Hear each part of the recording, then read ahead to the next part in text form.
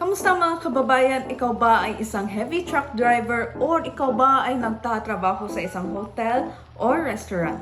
Kung oo, ito na ang pagkakataon mo para makapagtrabaho sa Europe.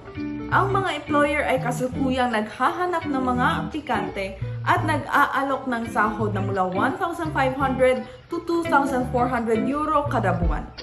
Kung ikaw ay may 2 hanggang 3 taong karanasan at marunong magsalita ng Ingles, huwag mo nang palampasin ito. Ipadala lamang ang kopya ng iyong passport, driver's license at CV para ma-review. Kapag napili, iaayos ang iyong interview sa isang kumpanya sa Europe at ang aming team na ang bahala sa proseso. Marami na kaming kwento ng tagumpay at 100% tunay na trabaho. Para sa karagdagang impormasyon, makipag-ugnayan na sa JIO Worldwide sa WhatsApp ngayon. Ang iyong pangarap na trabaho sa Europe ay naghihintay na.